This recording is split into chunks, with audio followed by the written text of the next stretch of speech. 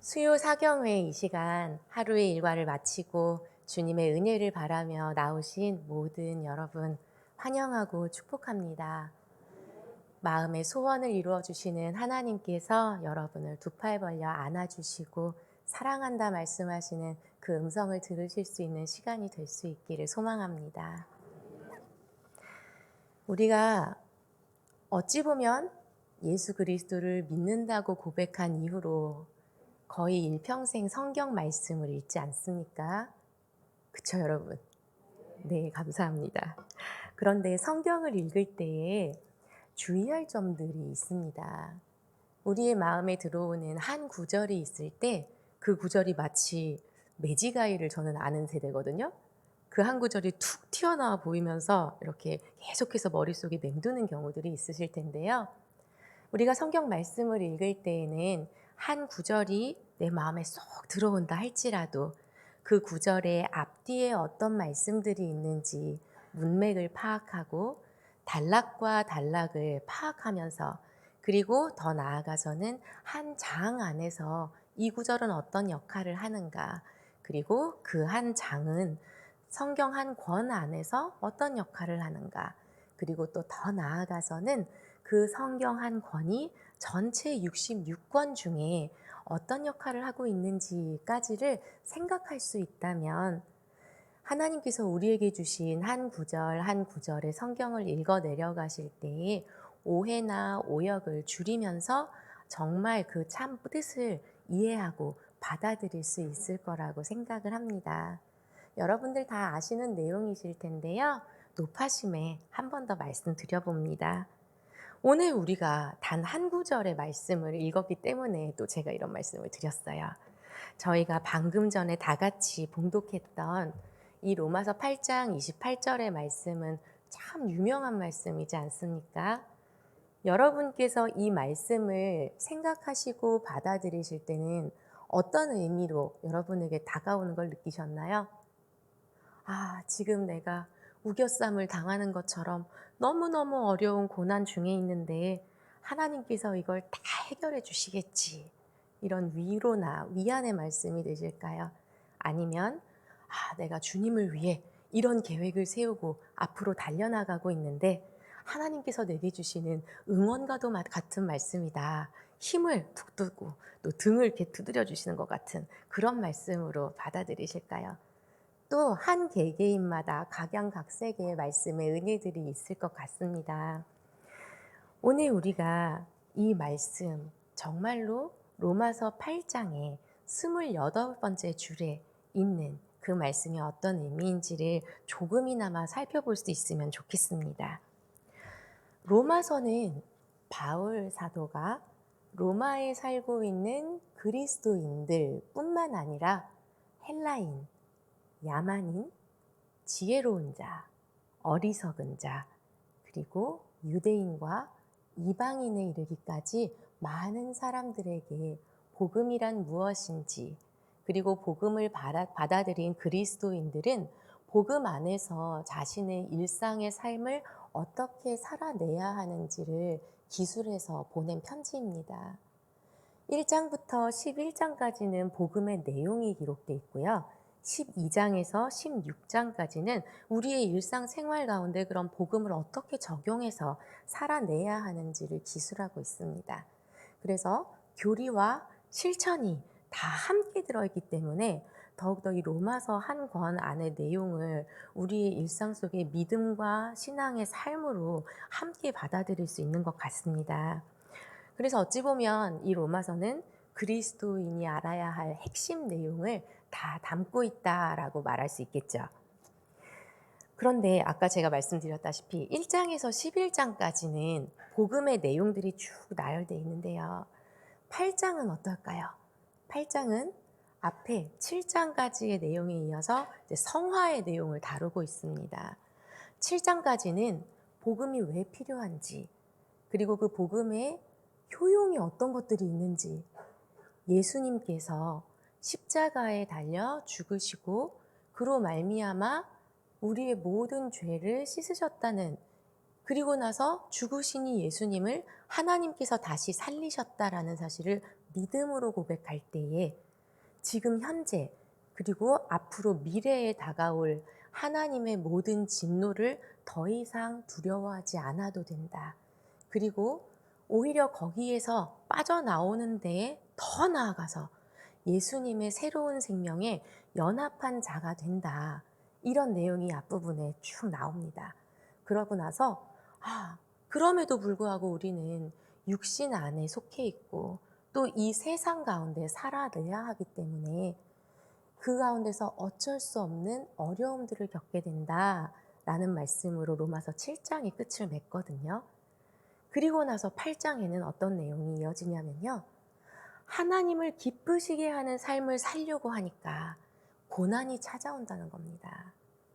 그런데 하나님께서는 이 고난을 그냥 해결해 주시는 게 아니라 성령님을 보내주셔서 고난을 뚫고 어려움을 이겨낼 수 있도록 도와주신다라고 말씀하시는 겁니다. 우리가 하나님과 함께함으로 말미암아 어려움이 없어서 좋은 게 아니라 어려움이 있음에도 불구하고 성령님과 함께 그 어려움을 뚫고 나갔을 때에 우리의 안에 새로운 한 겹을 이루어내시고 그리고 모든 것이 하나님 안에서 하나님 나라의 확장을 위해서 쓰임받고 또한 그 가운데 어떤 것도 우리를 하나님의 사랑에서 끊을 수 없다라고 말씀하시는 그 내용들이 8장의 내용입니다. 그 사이에 들어있는 28절의 내용을 우리 다시 한 번만 읽어보실까요? 시작. 우리가 알거니와 하나님을 사랑하는 자 곧 그의 뜻대로 부르심을 입은 자들에게는 모든 것이 합력하여 선을 이루느니라. 아멘. 이 8장의 28절의 내용을 우리가 한 단어 한 단어 좀 살펴보면 좋겠는데요. 28절 맨 처음에 어떤 말로 시작합니까? 감사합니다. 여기에서 이 우리는 누구일까요? 오, 맞습니다. 감사합니다. 그리스도인이죠. 앞에 로마서에서 계속해서 우리가 이렇게 이 말들이 나오는데요.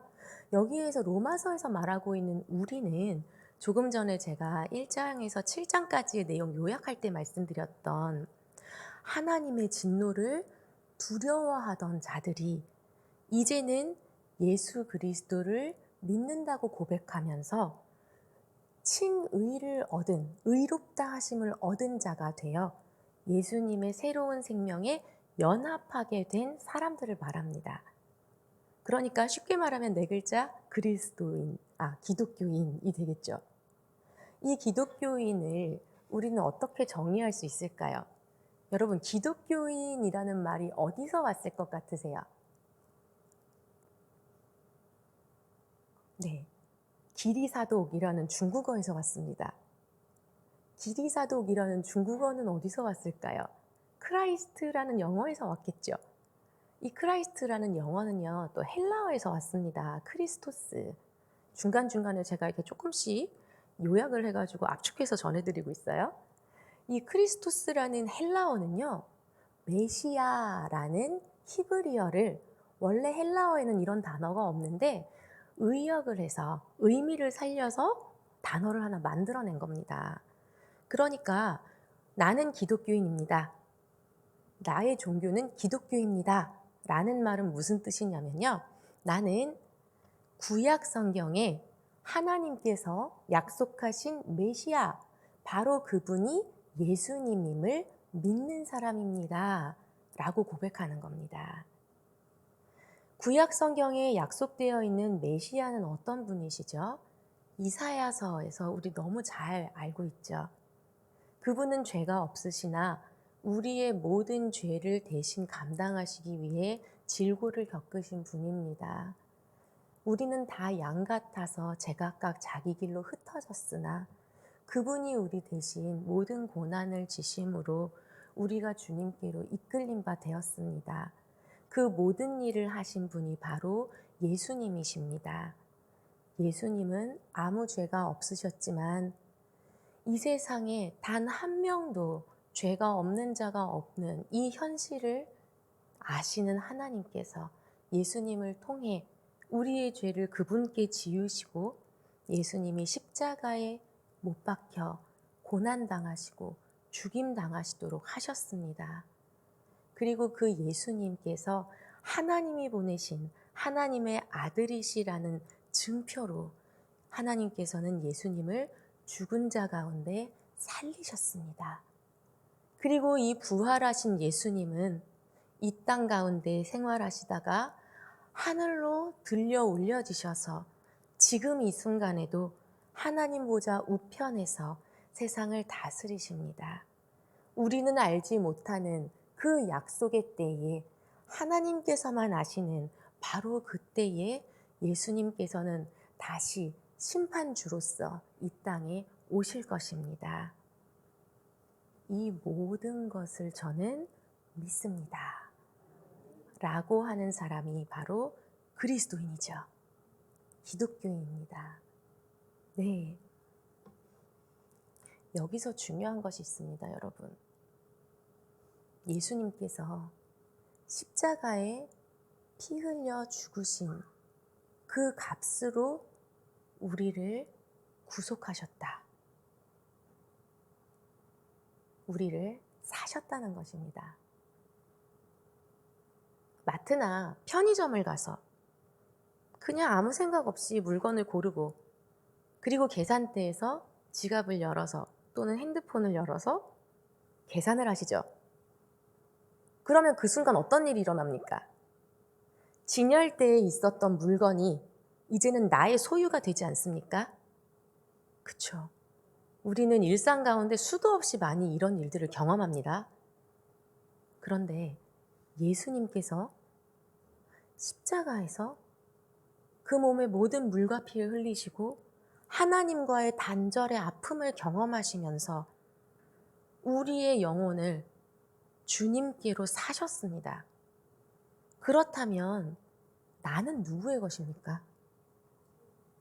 예수님의 것이죠. 나는 예수님 거죠. 예수님이 나를 사셨죠. 나의 소유주는 누굽니까? 예수님이십니다. 내가 아닙니다. 이 고백이 우리의 일상 가운데 주님을 생각할 때마다 하나님을 아버지라고도 부르지만 주님이라고도 부르고 예수님을 주님이라고 부르잖아요. 예수 그리스도라고 부르잖아요. 그 순간마다 나는 내 거가 아니야. 내가 하고 싶은 게 있어도 안 돼. 하나님이 나의 주인이셔서 주님한테 허락받아야 돼. 주님한테 여쭤봐야 돼. 나의 일생의 모든 시간과 나의 모든 것들이 하나님의 것이기 때문에 난 이걸 잊어버리면 안 돼. 라는 생각을 우리는 얼마나 하면서 살아가고 있습니까? 기독교인은 그런 사람이라는 거예요.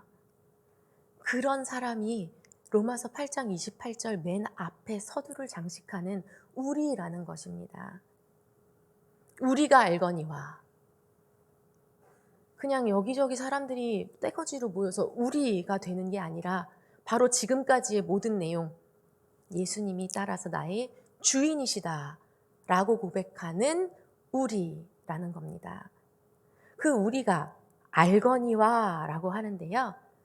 헬라어에서 보면 이 알거니와 라는 단어는요.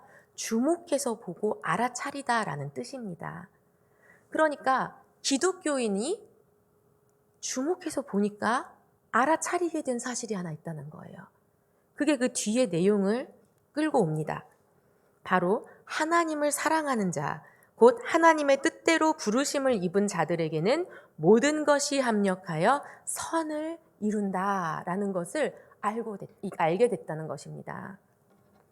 예수님께서 자신을 위해서 무슨 일을 하셨는지 깨달으신 분들이 이 자리에 앉아 계시죠?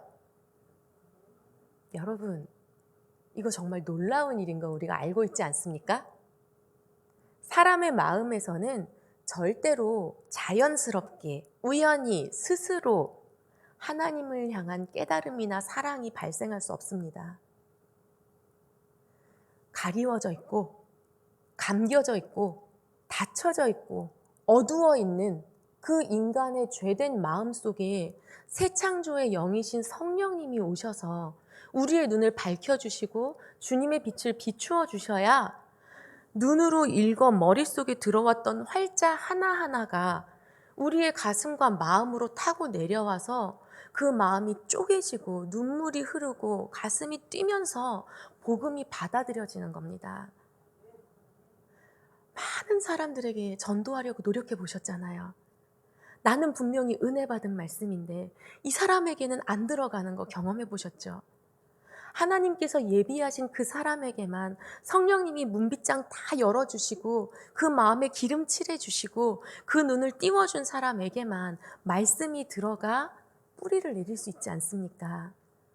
그러니까 우리가 이 자리에 있는 건요, 내가 노력해서도 아니고 우연히 저절로 된 일도 아닙니다. 하나님께서 먼저 우리에게 그 사랑을 보여주셨고 그리고 보여주신 사랑을 깨닫게 해주신 은혜가 있었기 때문에 우리가 이 자리에 있는 것입니다. 요한일서 4장 10절 말씀 우리 한 번만 같이 읽어볼까요? 사랑은 여기 있으니 우리가 하나님을 사랑한 것이 아니요 하나님이 우리를 사랑하사 우리 죄를 속하기 위하여 화목 제물로 그 아들을 보내셨음이라. 아멘. 이겁니다. 우리가 먼저 절대 알 수 없었고 하나님께서 이미 우리에게 보여주신 그것을 깨닫게 해주셨을 때 우리는 그 하나님을 비로소 알게 되고 사랑하게 된 겁니다. 마음으로 깨달아지면요, 그 권능의 보좌에 계신 그 크신 하나님께서 이 작은 나를 위해 무슨 일까지 하셨는지를 깨닫고 나니까 감동하지 않을 수가 없는 거예요. 사랑하지 않을 수가 없는 겁니다.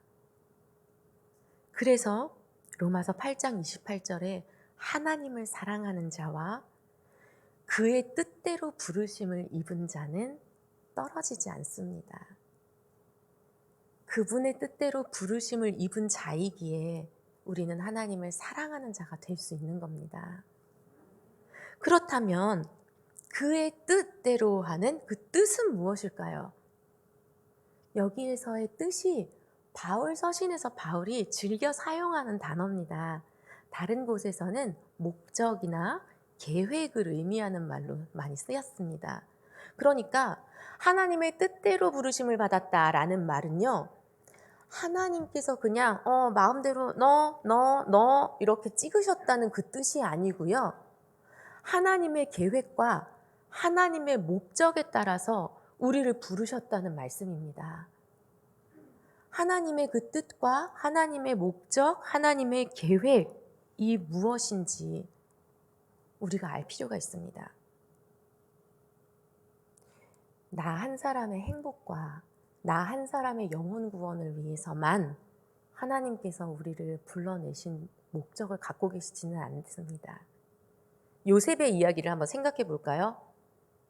요셉이 형님들한테 괴롭힘 당한 게 불쌍하고 어린 나이에 부모님이랑 떨어져 지는 게 불쌍해서 그냥 그 요셉이 억울하게 감옥살이 하는 게 안 됐어서 하나님은 요셉을 애굽의 총리 대신으로 만드셨을까요?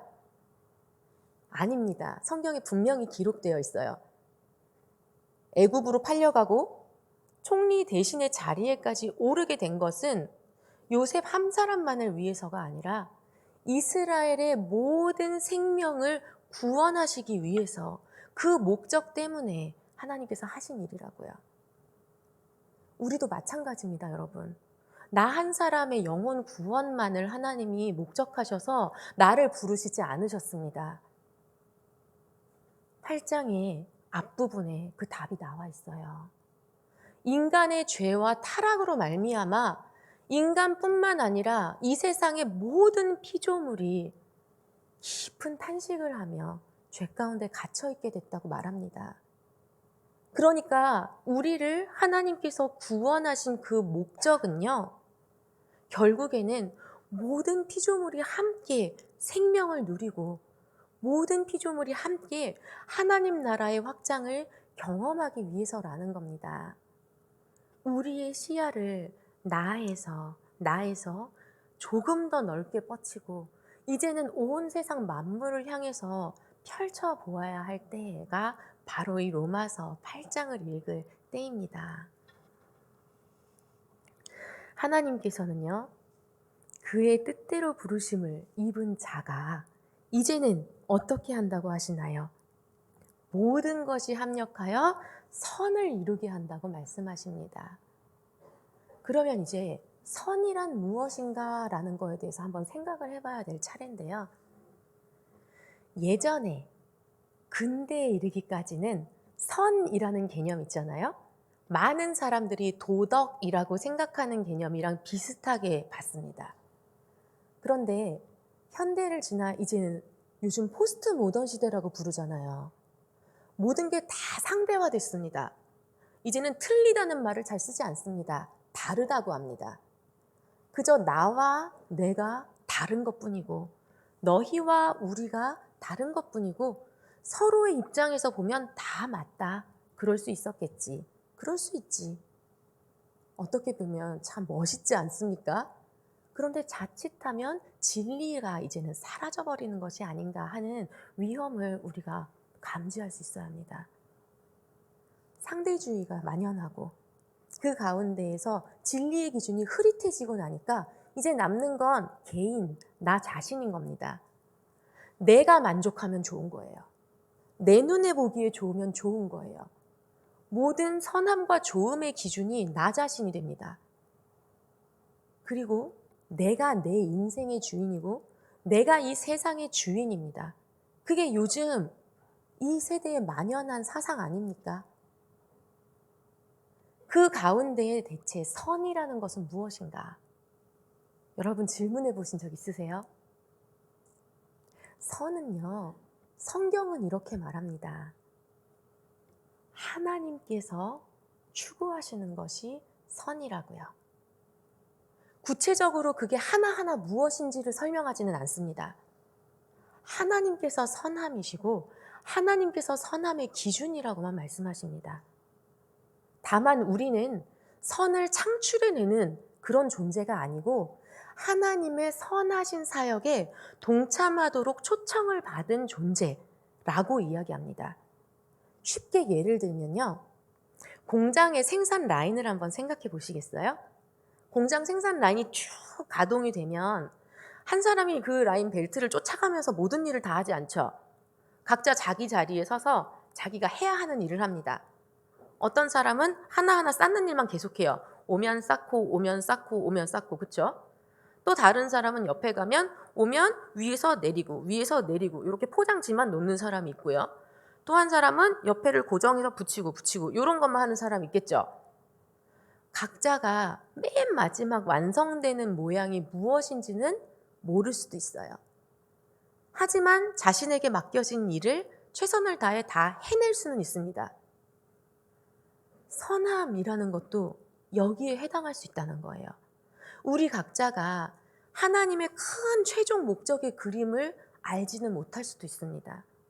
다만 우리의 일상 속에 맡겨진 하나하나의 시간과 그 역경 속에서 하나님의 선하심을 이루어가는 그 전체의 조그만 부분을 담당할 수는 있다는 거예요.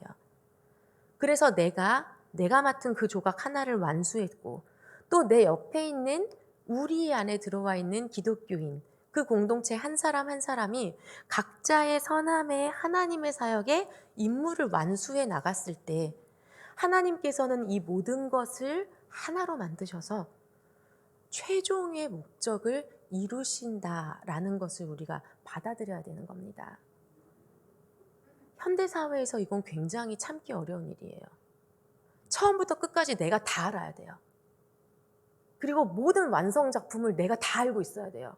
그 가운데 나는 몇 번째고 그 가운데 내가 하는 일은 무엇인지를 다 꿰뚫고 있어야 나는 하겠다. 이게 현대사회 각 개인이 주체적으로 독립적으로 자신의 일을 해나가는 자세라고 가르칩니다. 그런데 하나님의 방법은 다르죠. 언제나 세상이 하는 말과 하나님께서 주시는 말씀은 다릅니다. 전체를 우리가 알고 싶은 마음 가질 수 있어요. 그 마음을 갖는 건 죄가 아닙니다. 알고 싶을 수 있죠. 하나님. 그래서 제가 하는 일이 하나님 하시는 일이 어떤 쓰임이 되는 건데요? 당연히 궁금해할 수 있죠. 하나님의 동역자들인데요. 하지만 그렇다고 해서 알려달라고요 하고 하나님한테 자기 주장을 하는 건 선을 넘어간 거라는 겁니다. 모든 주권은 하나님께 있습니다. 합력하여 이루어 가시는 그 선의 끝에 무엇이 있는지 저는 몰라도 됩니다. 하나님께서 알고 계시겠지요. 그리고 참 좋으신, 신실하신 하나님께서 완성해 나가시는 그 끝에는 반드시 좋은 것이 있겠죠. 저는 그걸 믿고 순종하며 따라갈 따름입니다. 이것이 우리의 믿음의 고백이 될 수 있기를 원합니다. 주권의 양도가 잘 이루어질 수 있기를 원합니다. 로마서 8장에서 이야기하는 하나님의 목적, 선이 무엇인지 바로 뒤에 나오는 것 같아요. 우리 29절과 30절 말씀 같이 한번 읽어보시겠습니다. 하나님이 미리 아신 자들을 또한 그 아들의 형상을 본받게 하기 위하여 미리 정하셨으니 이는 그로 많은 형제 중에서 맏아들이 되게 하려 하심이니라. 또 미리 정하신 그들을 또한 부르시고 부르신 그들을 또한 의롭다 하시고 의롭다 하신 그들을 또한 영화롭게 하셨느니라. 아멘. 이 말씀을 쭉 연결해서 같이 살펴보다 보면요. 합력하여 이루는 선이라는 것은 우리의 구원이요. 예수님을 닮아가는 성화요. 그런 사람들이 함께 모든 피조물의 회복을 꿈꾸는 하나님 나라구나 라는 것을 알 수 있는 겁니다. 나의 구원 당연히 중요합니다. 여기부터 시작입니다. 없으면 안 돼요. 시작이 아예 안 돼요.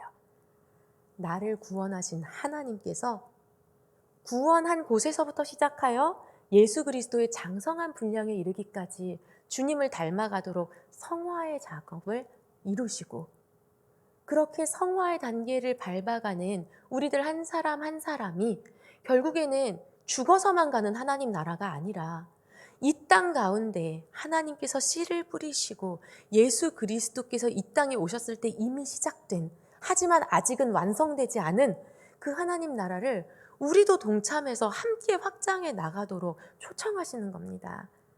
그리고 그렇게 하루하루를 살아가는 것이 하나님 안에서의 선을 이루어가는 것이라고 말씀하고 계십니다.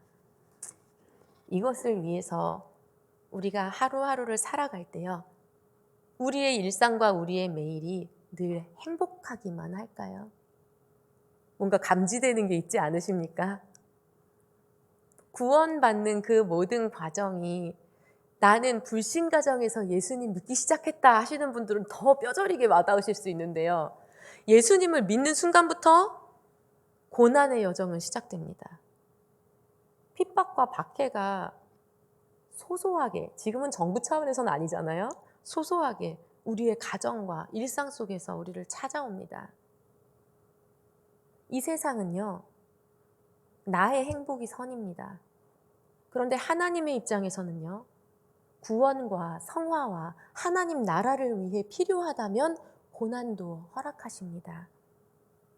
내가 주인 되는 삶이라면 받아들일 수 없어요. 왜? 나는 힘들고 싶지 않으니까요.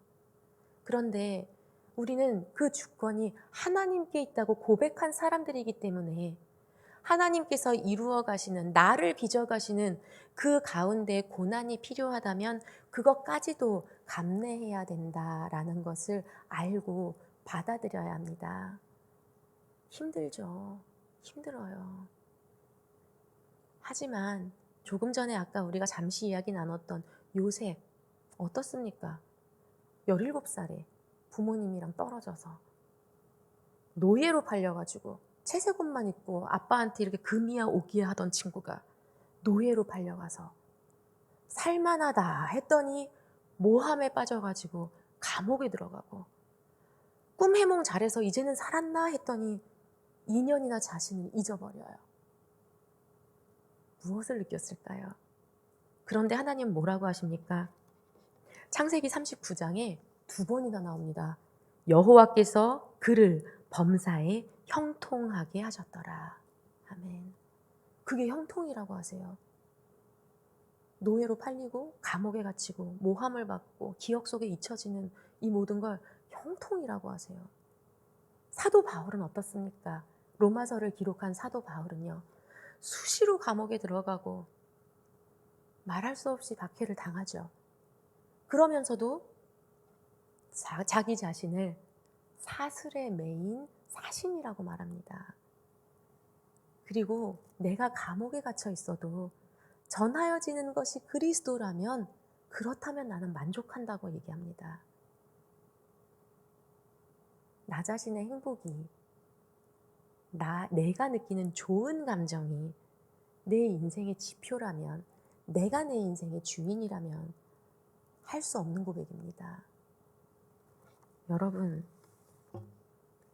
우리가 하나님을 생각할 때 이것만은 아까워요. 하나님 어디까지 달라고 하시는 거예요? 내가 주일도 드렸고 이제는 토요일도 드렸고 수요일 저녁도 드렸잖아요. 그럼 낮 시간 정도는 저 좀 주세요. 이렇게 이야기하고 싶어요. 그렇지 않습니까? 그 안에는 하나님에 대해 우리가 아직 잘 알지 못하기 때문에 오는 오해도 있을 수 있을 것 같습니다. 하나님은 우리가 일반적으로 세상에서 볼 수 있는 주인과는 완전히 다른 분이세요. 하나님의 보호하심 속에 있는 모든 자가 배부를 수 있게 해주시는 분이고, 하나님의 권능 안에 들어오는 자에게 모든 좋은 것을 주시는 분이십니다. 하나님이 얼마나 우리를 사랑하시냐면요, 범죄하기를 선택하는 아담과 하와의 그 순간에도 자유의지를 존중하실 만큼 사랑하셨어요. 지금 이 순간에도 하나님은 우리의 자유의지와 우리의 선택을 존중하십니다. 그런데 그 자유의지를 가지고 하나님을 떠나기로 선택하는 게 아니라, 하나님, 저한테 이런 거 주셔서 감사해요. 선택권도 주시고 권리도 주셔서 감사합니다. 저는 이 선택권을 가지고 하나님의 울타리 안에 들어가기로 결정했습니다. 하나님의 주권을 인정하고 저의 모든 주권을 하나님께 드리고 저는 하나님의 보호하심과 하나님의 돌보심 속에 들어가기로 결정했습니다. 라고 이야기하기를 기다리시는 거예요.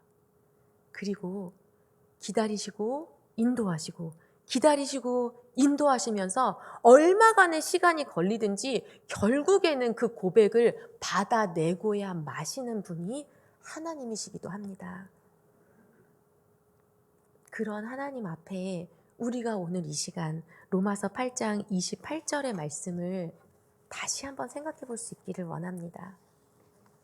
모든 것이 합력하여 선을 이루게 만드시는 그 하나님께서 나에게 원하시는 것은 나 개인의 구원과 예수 그리스도를 닮아가는 성화와 나뿐만 아니라 또한 인간에 그치지 않고 우리가 살아가는 모든 세상이 죄의 결과에 눌려 참혹하게 있던 세상이 이제는 예수 그리스도 안에서 화평을 얻어서 생명을 얻게 되는 그러한 하나님 나라를 하나님은 꿈꾸시는구나. 거기에 한 조각이 되어서 내가 무언가를 하기를 원하시는구나. 그렇다면 나는 하나님의 주권 아래서 무엇을 할 수 있을까? 이것을 꿈꾸며 기도하며 나아갈 수 있기를 원합니다. 우리의 주권이 아니라 하나님의 주권으로 지금까지 내가 호흡하는 모든 순간 나는 얼마나 하나님을 나의 주인님으로 모셨는지, 나의 일거수일투족을 하나님께 보고하고 하나님께 그 모든 선택과 결정을 먼저 아뢰고, 아주 작은 거라도요. 하나님 이거 해도 될까요? 하나님 저 이거 하고 싶은데 어때요? 그냥 호흡처럼 주님을 초청하는 거예요. 그러면서 우리의 일상을 예수님이라면 어떻게 하셨을까? 예수님이라면 어떤 말씀을 하시고 어떤 표정을 짓고 어떻게 반응하셨을까? 그 가운데 우리의 답을 찾아갈 수 있기를 원합니다. 지금까지의 우리의 삶과 그리고 앞으로의 우리의 매일이 조금씩은 변화될 수 있기를 원합니다. 기도하시겠습니다. 하나님 아버지, 하나님께서 아시는 만큼 나도 알아야겠다 떼쓰고 하나님께서 가지고 계시는 큰 그림을 나도 보고 말아야겠다 생각했던 저희들의 순간순간의 교만이 있었음을 고백합니다. 주님의 긍휼하심으로 저희를 덮으시고 저희를 용서하여 주시옵소서. 하나님을 나의 주님으로 인정하고 따르는 법을 날마다 알려주시옵소서. 지금 저희들이 겪고 있는 모든 일들이 마음을 다해 주님을 따르고 섬기는 이들에게 주어진 나의 분량임을 겸허히 받아들이며 결국에는 최종 목적을 이루어 가실 하나님의 사역의 일부가 되어 동참함에 감사하게 하시옵소서. 지금은 알 수 없다 할지라도 충성하며 영광의 그날 모든 것을 보여주실 그때를 기대하며 인내하게 하옵소서. 저희들이 날마다 성령님의 인도하심 속에서 예수 그리스도의 겸손과 순종을 닮아갈 수 있게 하옵소서. 예수님의 이름으로 기도드립니다.